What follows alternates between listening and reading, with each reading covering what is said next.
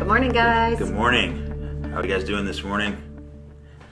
We are rolling a little slow this morning. We are. But we've got lots of irons in the fire, and so we're catching up this morning. We are catching up this morning. It's good because we're still here. Good. Yes, and we're here to talk about joy. We are, and we need some joy. We have joy. We have joy. It's all good. It does. It is good. Yep. What we don't have maybe is awakeness. That is true. That's very, very true. It's but yeah, a lot of irons in the fire, but it's good. It is good. And we're excited to be here, and we're excited you guys are glad that you guys are here with us, and we are glad to be with you. Yeah, absolutely. Yeah. Well, are you ready to jump in? I think so. All right. So, last week we talked about joy, and we're going to talk about this week, obviously, but it was just really good. It was just a really good conversation of just what is joy and where does it come from and how do we continue to walk it out and why is it so important? Why is it so important? Yeah. I mean, I think I've always been taught that joy is like a bonus almost. Sure. Or happiness is even a bonus, that it's not to be expected in this life. And we know that joy is not the same thing as happiness. No. But it is really a place that we should be able to live from. Yeah. It's who we were created to be. Absolutely. Is joy. Is joy. We were created. Yeah. And it's even something that was put in us at conception. Like before we were even born, joy was in us. Yeah. Yeah. Which is interesting, even the statement I just made about it's who we are created to be. So we define joy as knowing the experience of the deep knowing that someone is glad to be with you. Yeah. And so we were created by a heavenly Father. That's really good. For relationship. Mm-hmm. Because even our creation was an experience of the deep knowing that He's glad to be with us. Yeah. Wow. So we really were created for joy. For joy. Even think, because in the garden, Adam was created. That's what I'm talking about. Yeah. Well, and Eve, right? Eve, yeah. So Eve was created for Adam and for her to experience the knowing of what it's like to be glad to be with other human beings. Yeah. Because even God said in the garden, it is not good for man to be alone. Well, how could man be alone if God was with him in the cool of the day? Right.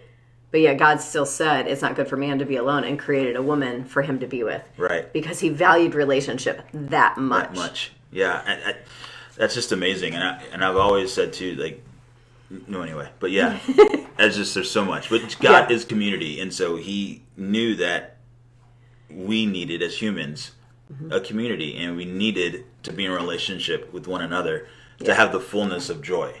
Yeah, that we can have, because that's the only full way. Experience. Well, and that's the only way you can really have fullness of joy is for me to be glad to be with you, and for you to be glad to be with me. Right. And then that's where you have that fullness of joy. Yeah. When it's a reciprocal thing. Yeah. Yeah. Very good. That's really good. That's cool. But yeah, like even the statement of joy. Joy was putting you at conception. It's like, really? How does that even work? It's like, what does that look like? Well, it's actually, if you look I think it's in Luke. I wrote it down somewhere. One of my many notes here. Sorry. Yeah, Luke 1, 41 through 44. But it's where Mary goes to visit her cousin Elizabeth, and they're both pregnant. Mm-hmm. And obviously Mary was pregnant with Jesus, and Elizabeth was pregnant with John the Baptist. Right. And Elizabeth makes a statement that, it's recorded in the Bible or Elizabeth said that John leapt with joy in her womb. Right. Once Mary walked in, because Jesus had walked into the room. Yeah, and His Spirit witnessed. It's so cool, isn't it? That joy is possible. But that wasn't just some like biblical supernatural thing. It's actually a very natural thing that babies begin that attachment and begin joy from the moment, well, not from the moment of conception, but as their bodies and brains develop, they actually in the womb can experience joy.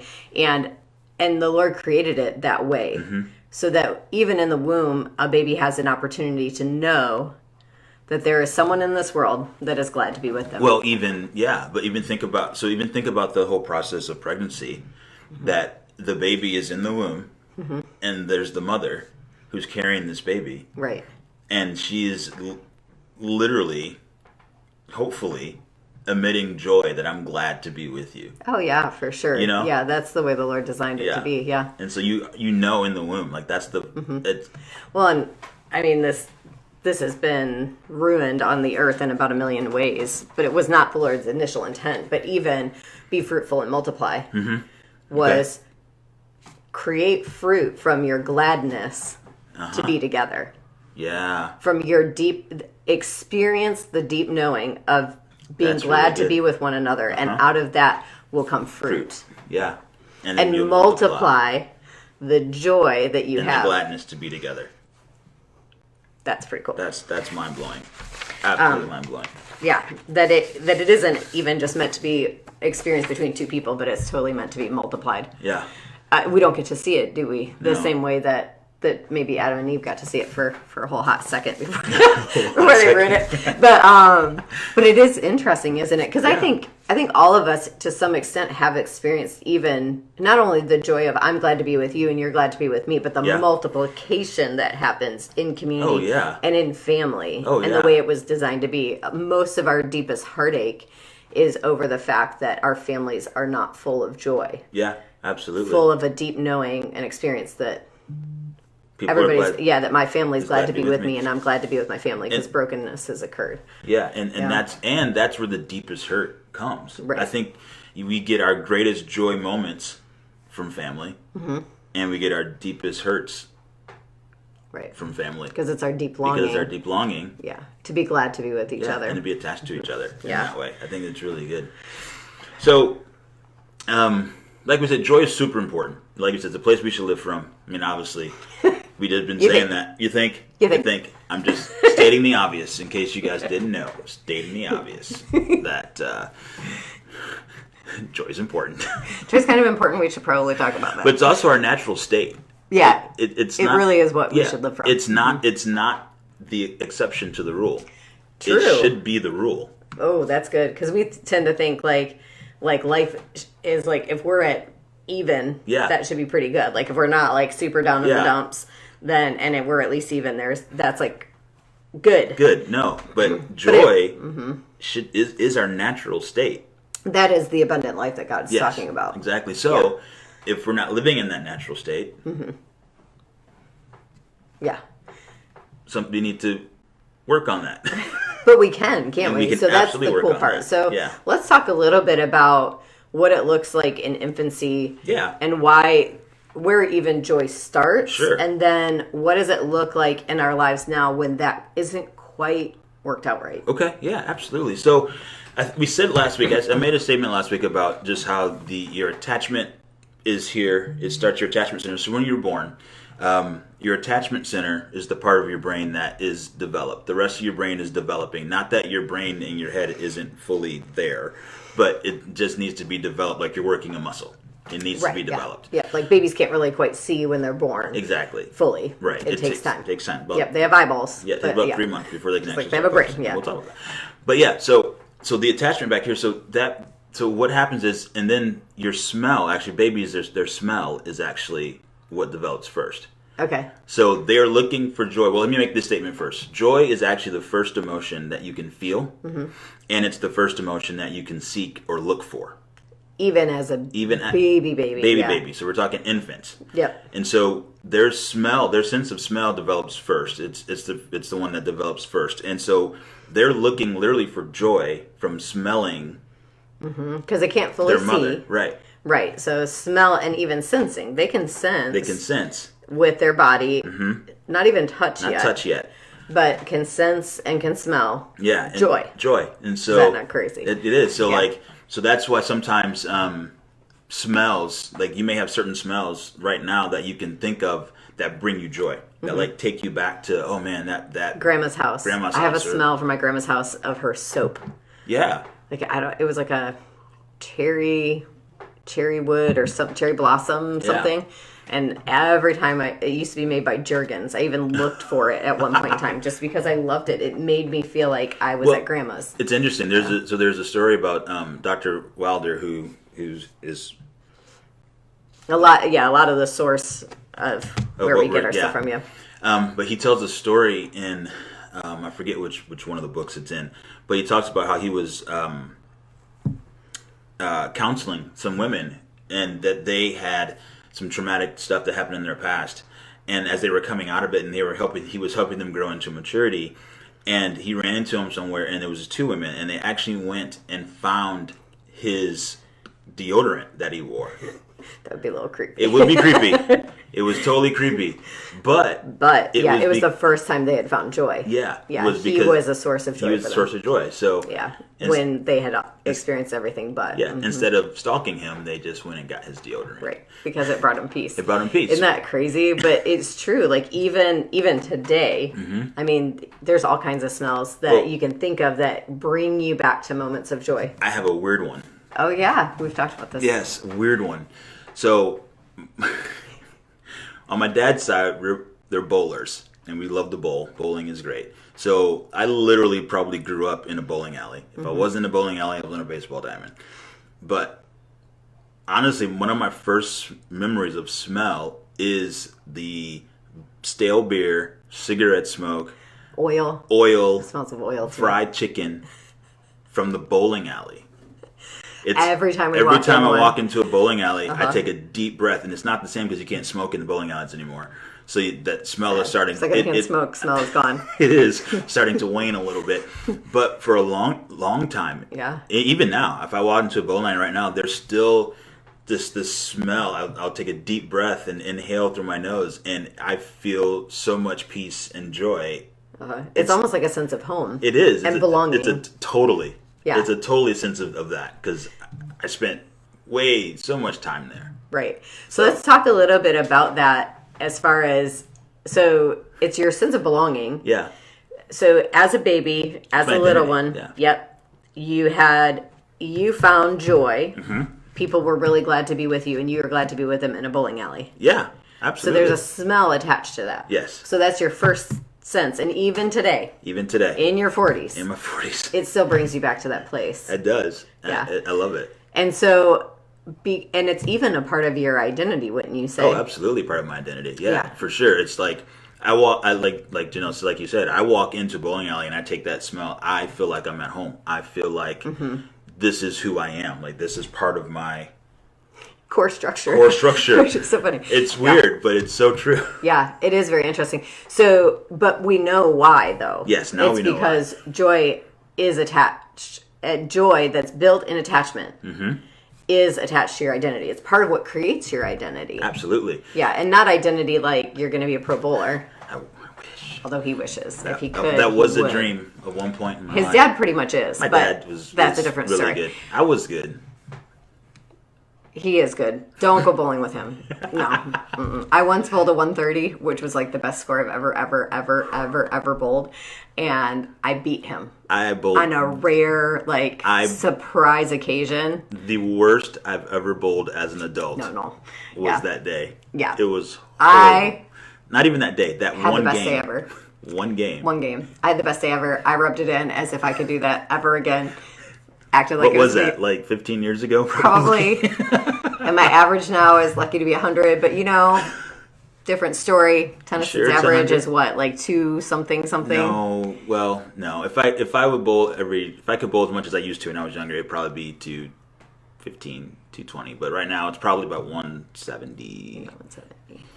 It's okay. Just a couple of strikes here and there, and spares here and there, and all that. Like I'm just lucky to It's all about consistency. In practice. Anyway, guy has some serious athletic skill. Doesn't matter. This girl has none. Thank you, baby. I appreciate that. It's not where I find joy. It's where I find joy. It is totally where he finds joy. Anyway, we totally tangented. But that's okay because that's who we are. So we talked about joy. Oh, okay, joy. Yep. Yes. And identity. And how smell has to do with that. Yes, and smell. Okay. Yeah. Mm-hmm. So anyway, even in infancy, joy is built. Yes. But so is attachment. And we talked about the attachment center last week, like you were talking about, and how really attachment should come through joy. So I should attach to my primary caregiver through joy. It's what I'm built to even be looking for when I come out of the womb. Yeah. Looking for in the sense of smell.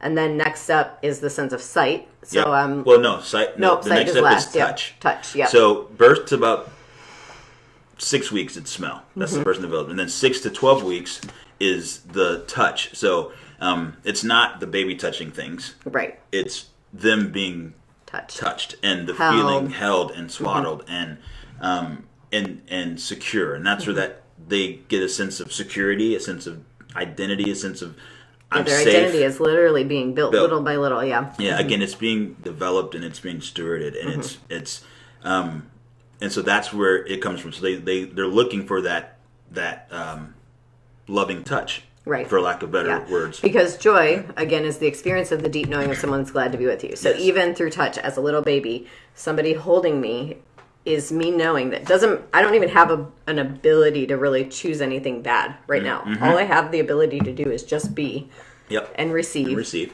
And so somebody's glad to be with me, and that's building my identity that will last into adulthood. It does, absolutely. That people are just glad to be with me. Yes. However, if I have a primary caregiver who doesn't have the ability to do that, to just be glad to be with me, even when I can't do anything about anything. Yeah.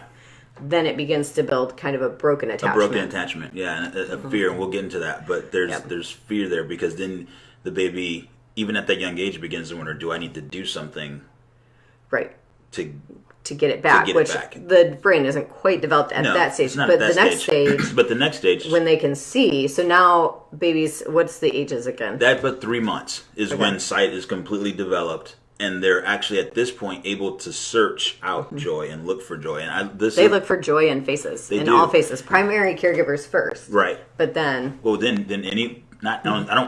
anybody. Like you can, so like you go to the store. I've done this. It's really fun. You should try this. Well, maybe not. You might get in trouble if you start making faces at other people's babies. Very true. Don't make eye contact with the parent first, and then ask permission. Yes, but or if you have a baby yourself. An infant, try this. So, and you'd probably already seen it. So when the baby looks at you and you start making faces and you start making googly eyes and you're making really funny noises and the baby... Why do we all do that? We do, because they're babies. Because it's joy. They bring us joy, because they're glad to be with us. Because what happens is, how they show they're glad to be with us is they literally start bouncing around. It's like they can't control their body. Right, like, it takes over their whole literally body. Joy takes over their body. Just like sometimes if people are in great fear and it takes over their body, the joy takes over their body. Right. And you see them bounce all around and they start waving their arms and they're doing all this crazy stuff. Yes, I know it look weird, but it's okay. You do this and then they stop and they look away. And they look away because the joy is so overwhelming. Right. Yeah, it gets to be too much. They're building joy capacity. We talked a little bit about that last week about building joy capacity. But that's how it starts in babies, where they physically can't handle the feeling of joy. It's so overwhelming and it's so powerful that it actually, if they were to keep looking one more time or any moment longer, it would actually cause physical pain. Yeah. So they have to look away. And they have to gather themselves and quiet which is themselves. Which actually is a key skill in adulthood, is being able to experience joy and then quiet. Yep, in rhythm. In rhythm. And so... God has a built-in rhythm to a baby, a 3-month-old baby. That's what I was going to say. Isn't it amazing? Joy and rest. Joy and rest. What the Lord has called us to do and how He's called us to live. Again, it's our natural state, because babies don't know any better. No, they can't even think. They can't think about that, but that's what they do. Isn't that cool? Because it's naturally who we are. Yeah, and through that rhythm of joy and rest is how attachment is built. Yes. Yeah, and the joy capacity is built as well in that.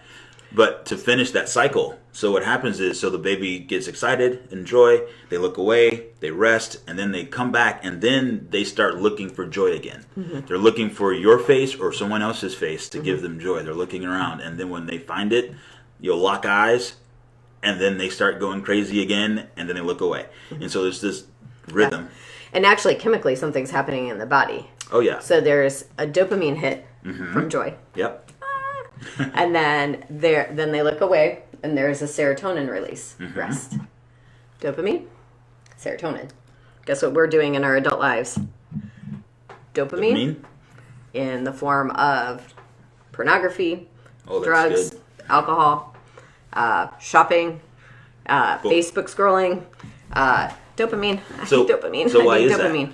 Because I don't have any faces that are saying they're glad to be with me. Or even in infancy, I lacked really having a knowing of that. Because knowing that someone is glad to be with me and experiencing joy in infancy and building secure attachment and a joy bond is literally what creates my identity. Yeah.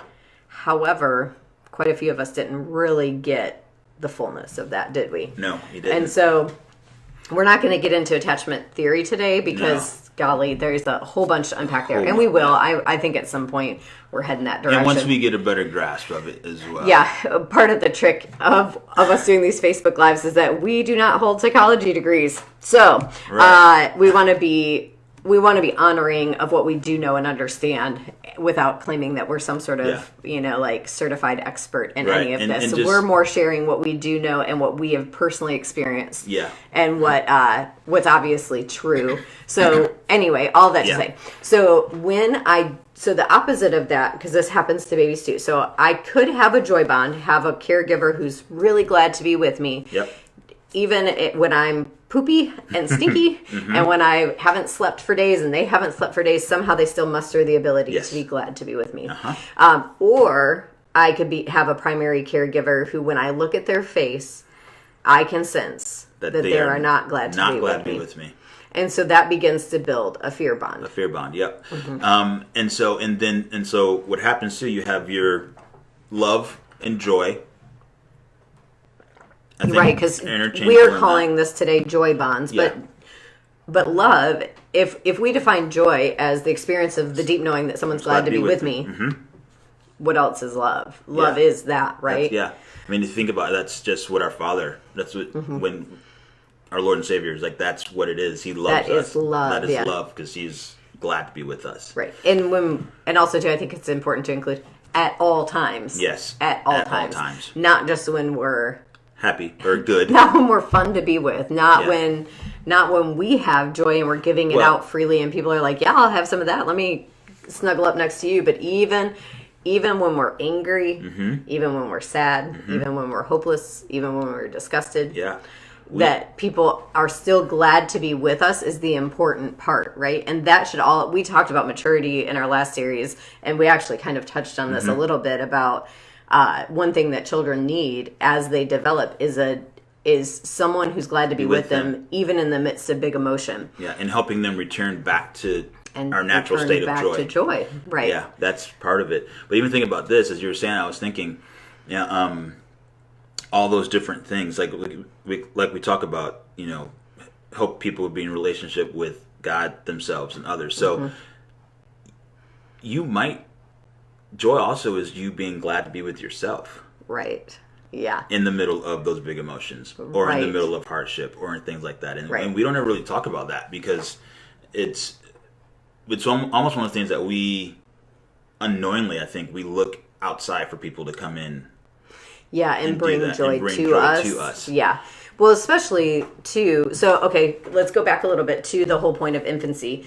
And so if joy is built in infancy by me being able to smell that people are glad to be with me, feel people are glad to be with me, and see that people are glad to be with me, let's go back to the identity of that. So that teaches me from the beginning and begins to build an identity in me that people are actually glad to be with me. So I function, if that's done well and I have a secure attachment, I function from a place in my life most always from knowing that people are glad to be with me. Even in my 40s, I can function from a place of knowing that people generally are glad to be with me. Obviously, life is going to prove that not everybody's glad to be with everybody, right? Because we live in a fallen world. However, my identity, your core belief, my core belief, your core identity. Yep, and my identity is based in the fact that the truth is that people are glad to be with me. And I've also learned how to be glad to be with myself because other people have taught me that I'm worthy of being with. Even when I'm ugly. Even when I'm not doing well. But that just for being, just for breathing, we've talked about this in the infant maturity, that babies need to know that just for existing, and children need to know just for existing, you are worthy of being with. Yeah. I mean, just think about, even just the statement, like, whatever it might be, like, you're ugly when you cry. Right. Okay, so I may or may not have experienced that one in life. So you say that. I'm sorry, baby. You're beautiful when you cry. I'll believe that one day. I mean, there is. Everybody does have an ugly cry. Everybody has to have an ugly cry sometimes. But if that becomes the common theme in your home growing up, then and then when you cry, you equate that to sadness, or even maybe happiness. Sometimes, if you cry, people cry and they're happy. But I guess what I'm getting to is you're not glad to be with yourself in the middle of those emotions that make you feel like you're going to cry. Right, yeah. Well, yeah, because so we talked about what it's like when I have identity of people are glad to be with me no matter what. Right, exactly. Good, bad, or ugly. Yep. Well, the opposite of that is when I've experienced that people are not glad to be with me. In the middle of... So there's two flip sides to this. One could be that people my caregivers in my childhood and in my infancy taught me that they were not glad to be with me when I had big emotions. Yep. That would be my story. When I had feelings of any sort, they were not welcome at the table, and people were not glad to be with me. So I became afraid of emotion. Big emotion. Yep, and shut them down. Big emotion. The 6 we couldn't name last week. We got them. The negative ones. So sadness, anger, fear, and anxiety, shame, hopelessness, and despair, and disgust. There it is. Well, kind of have you got it written down right there. But so those are the 6 big emotions, and I was taught that people were not glad to be with me when I had feelings. They were not okay in relationship. Also, some people have experienced that people are not glad to be with them even when they're not in 6 big emotions, right? So even just for being, maybe their caregiver was not glad to be with them. No fault of their own. Oftentimes when that's the case, their caregiver has their own life circumstance or whatever. We all know, if any of you are parents, you all know, you don't show up 120% all day glad to be with your children. But there's obviously most of us probably live in the middle of this. But I don't know anybody like this, but I was just even thinking kind of hypothetically, or even, so what would it look like if you had parents or caregivers that weren't happy to be with you in your happy emotions? So let's say that, something good happens. There's a lot of, I've seen, all the time. Dismissive attachment. I've seen that so many times where exactly I haven't seen that, but that's not really true. I started thinking about I achieved this at school and I worked really hard for it. Yeah, that's nice. That's good. So moving on. You're right. Oh, I got a B in this class. Okay, well, that's good, but why didn't you get an A? Right. Yeah, that would be more of dismissive attachment. Yeah. So I have seen that. So I recant that statement. Let's keep yeah. talking about that. So we have.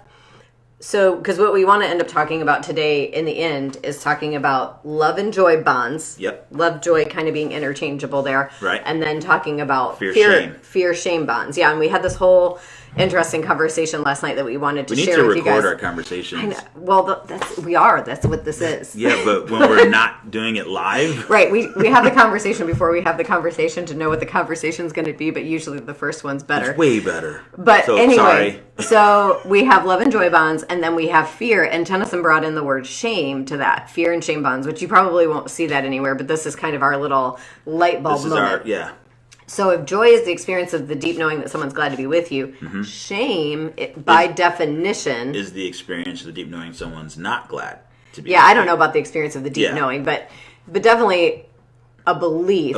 A core belief. A core belief that no one is glad to be with you. Yeah. So maybe that's because you did something that was not good, and so you're embarrassed by your behavior, and so you don't believe that anybody is glad to be with you. Right.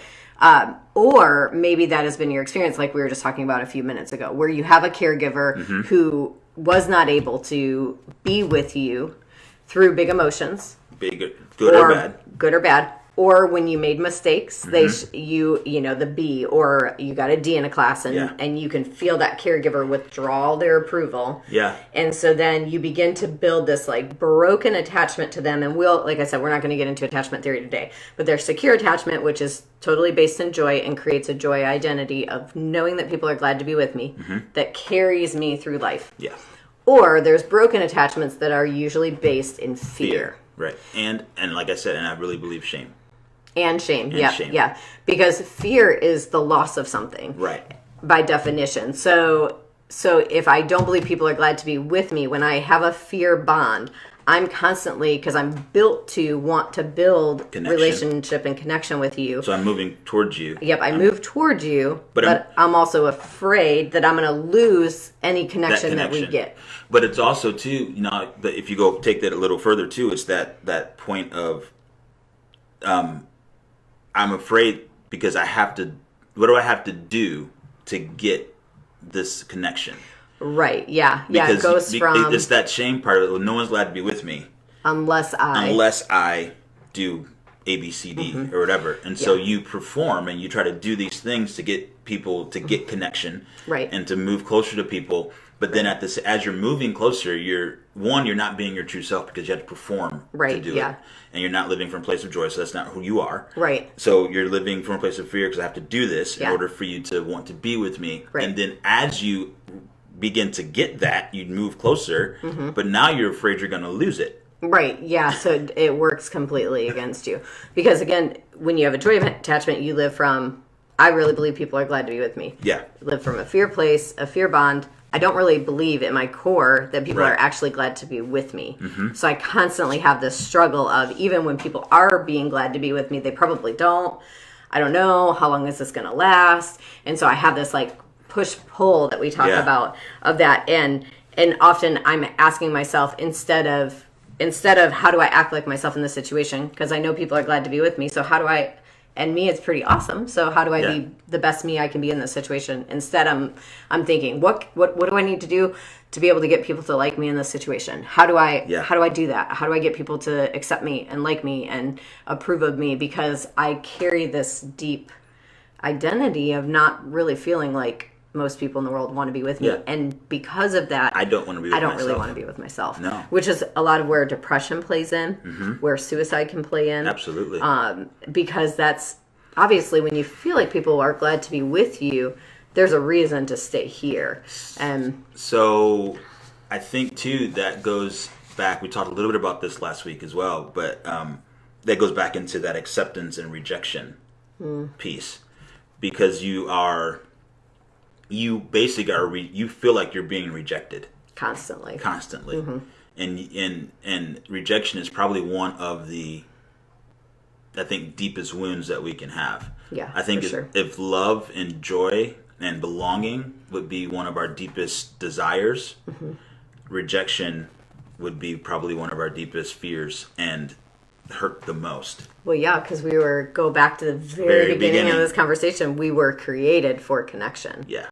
And so rejection is the loss of that, especially if it comes from primary caregivers. Excuse me. And that rejection, I mean, it's just really good because it plays out a bunch of different ways. But like you said, the suicide and depression and all of those things come from this consistent and constant feeling of rejection and shame. Okay, so let's not leave, because this is kind of a really sad story, right? Right.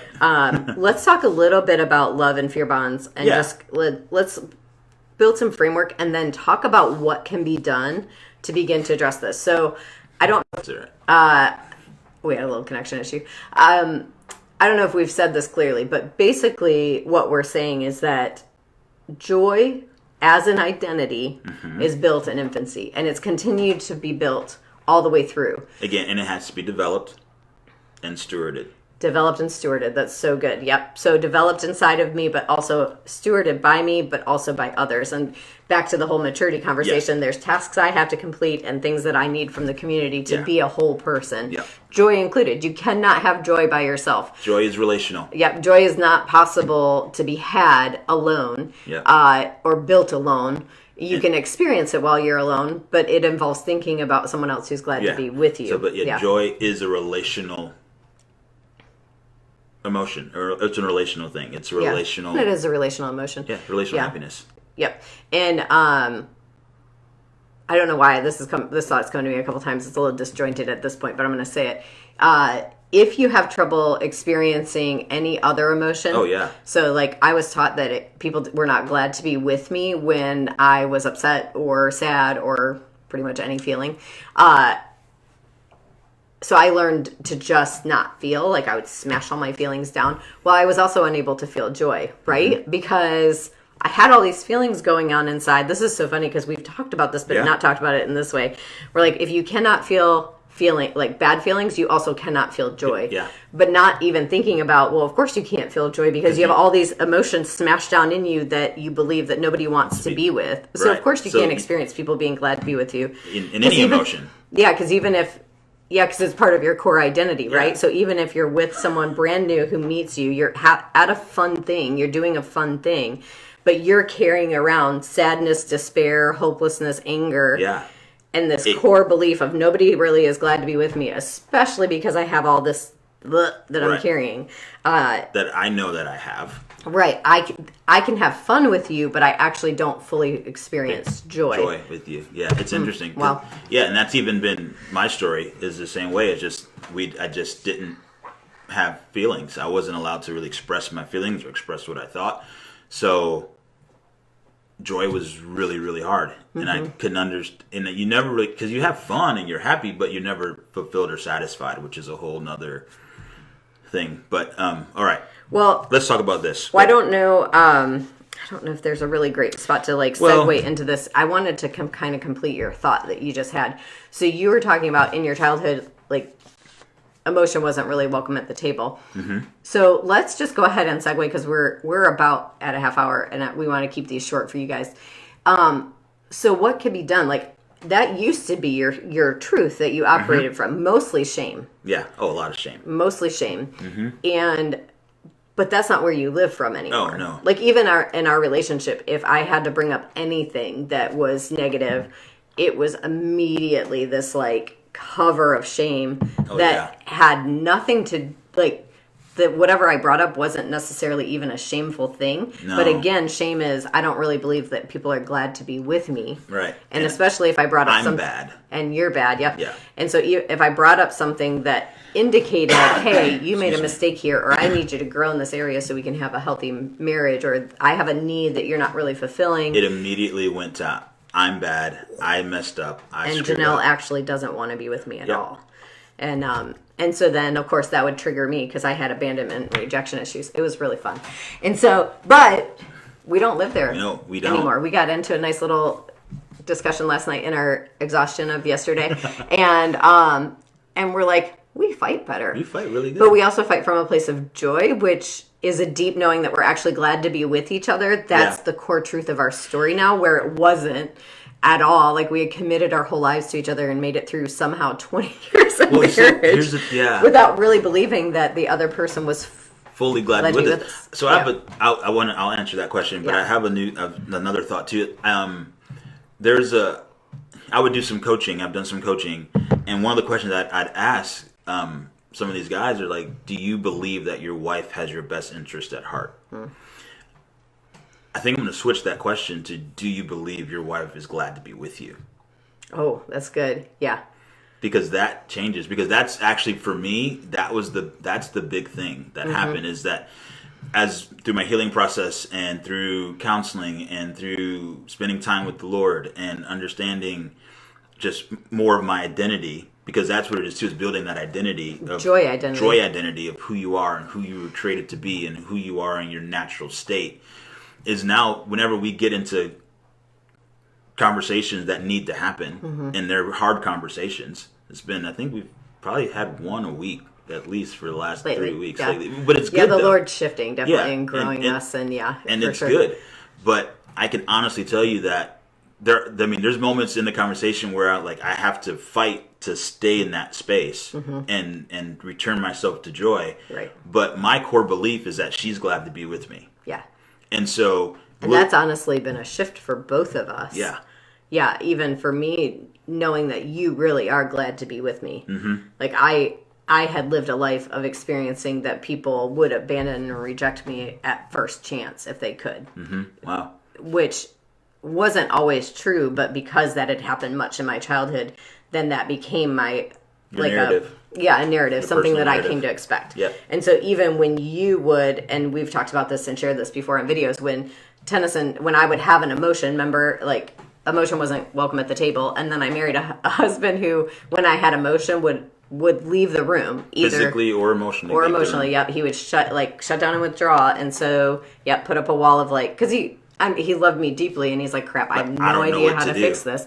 And so, but my experience was just that, like, oh, I'm not okay to be with, so he just leaves, and so we had this weird dynamic happening that was super destructive to us. But how did we get out? First of all, what we did was actually work on building our own joy capacity, reordering our identity, and going back and fixing as much as we could of what we didn't get in infancy and childhood. That's why we started these series on maturity, because, guys, it was a game changer for us to just understanding simple, like, oh, so that's why I do that.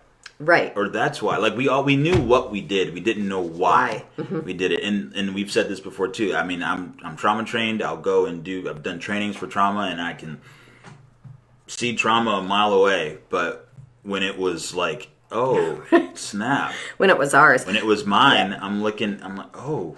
I think it was probably, I don't even know, maybe 6 months into counseling. Finally, I realized, or we kind of came to the epiphany, like, oh, I have trauma.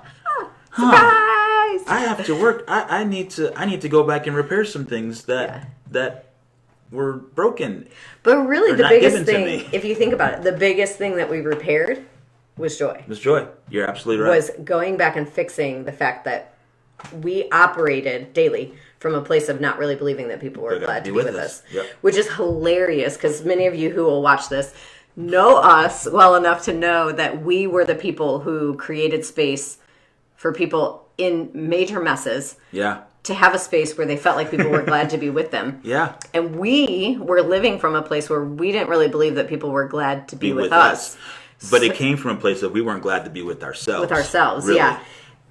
Because we also didn't believe even God was really glad to be with us. Like, I know for me, when I was in tough space, when I was in a tough space and I was feeling kind of ugly or disappointed or having some sort of emotional struggle on the inside, I wouldn't go to God, because he didn't want to be with me either.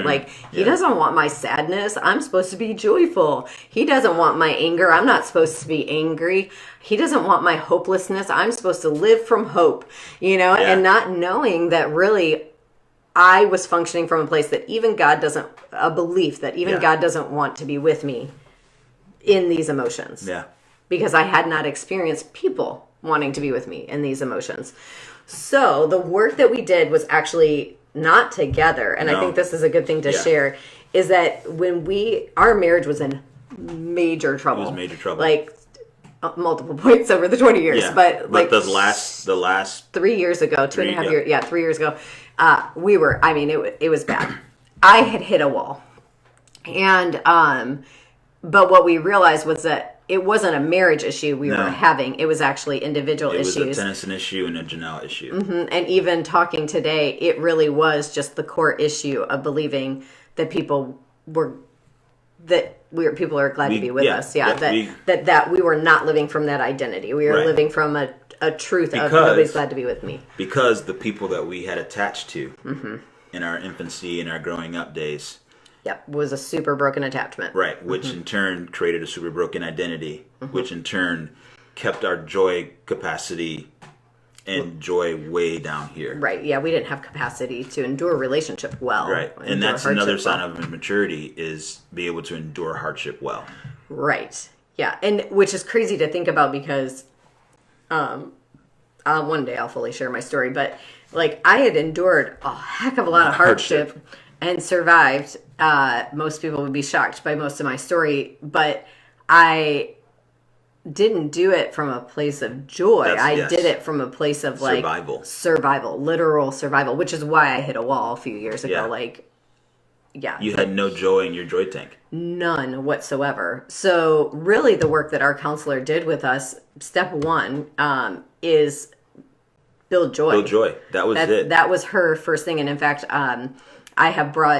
we work with a lot of kids from trauma, and I had talked to her about a kid that we were working with that was from trauma. Yeah. And about what it would look like for her to counsel this person. And she was like, well, the first thing we would do for weeks and weeks and weeks and weeks and weeks and weeks on end is build joy capacity. That's all we're going to do. That's all we're going to do because they cannot face managing or processing their trauma because they have no joy. They have no belief that anybody's glad to be with them. So if I trigger that trauma, they will spiral into deep despair. Yeah. And so what does it look like? Let's spend 5 minutes and talk about just real quick. Yes. What does it look like to build joy capacity? How in the heck do I do that when I'm functioning from a place of I don't really believe that people are glad to be with me?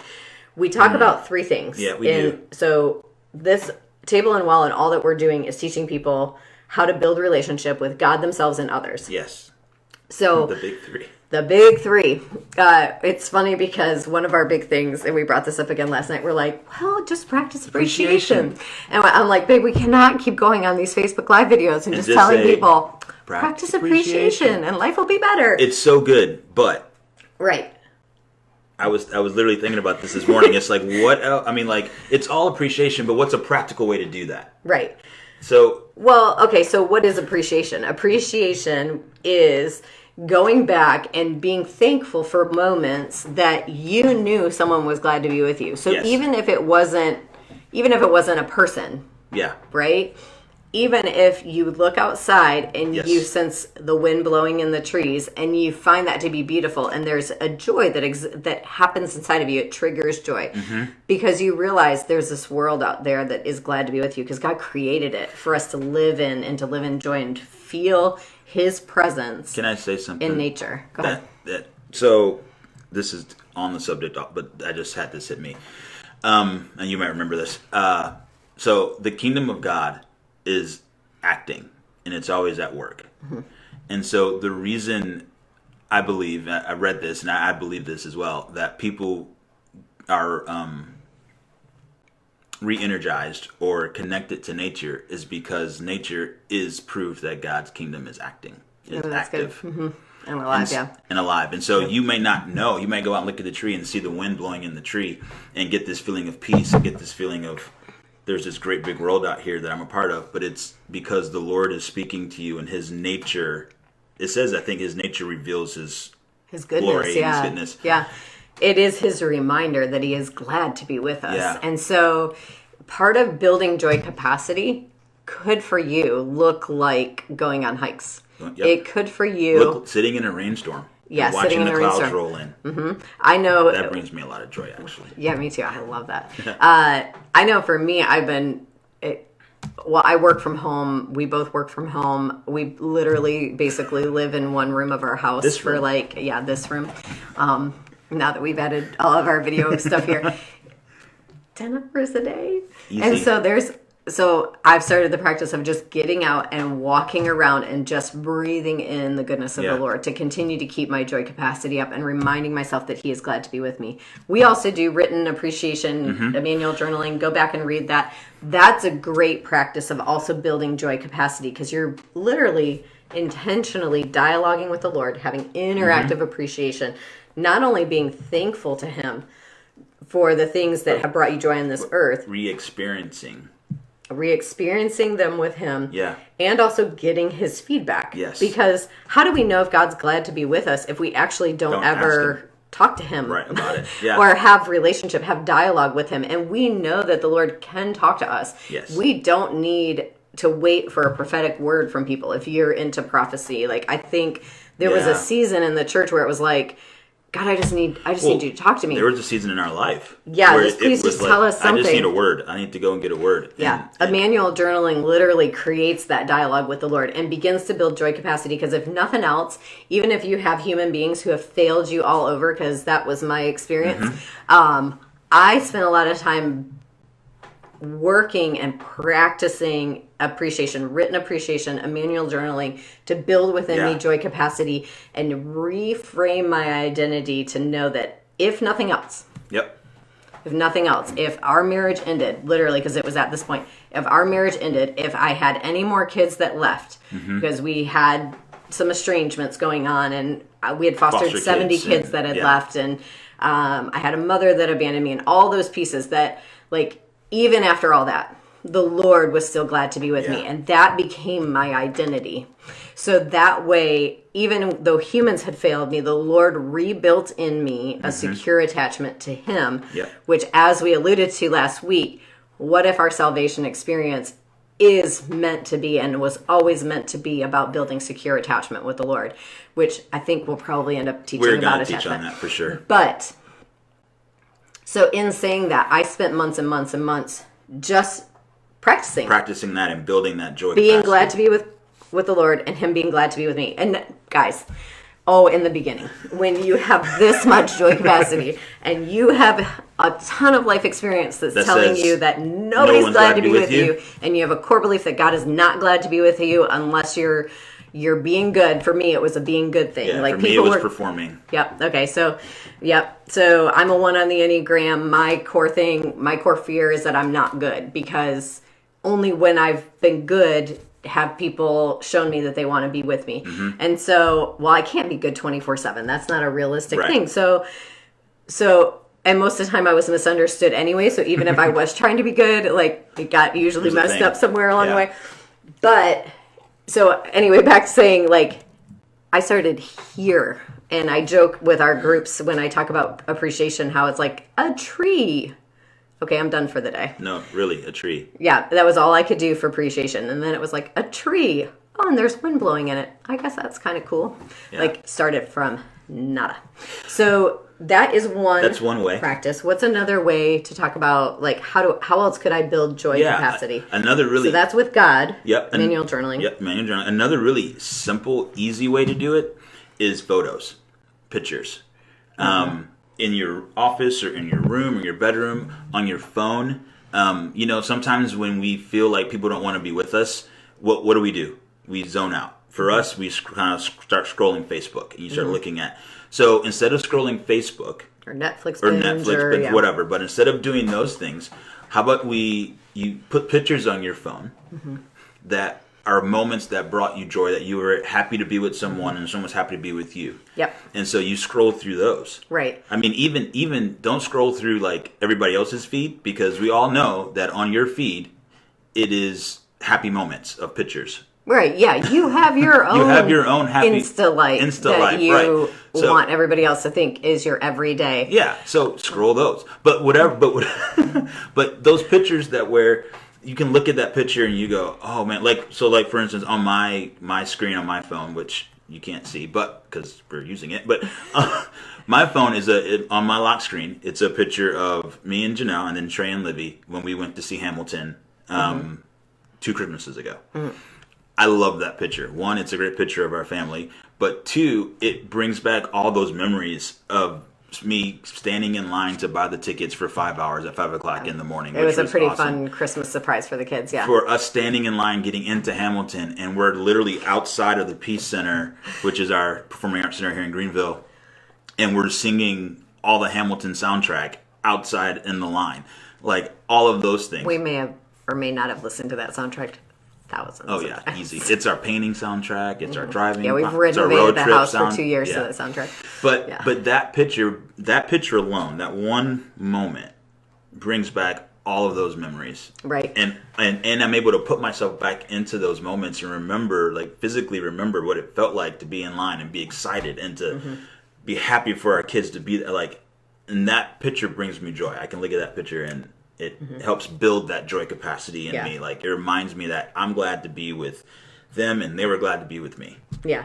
So so that's one way to work on building your joy capacity with others, right? Because everyone has had moments of people being glad to be with them, probably. Yes, sure. Like, we've worked with kids from trauma. We know for some of them that is not fully true.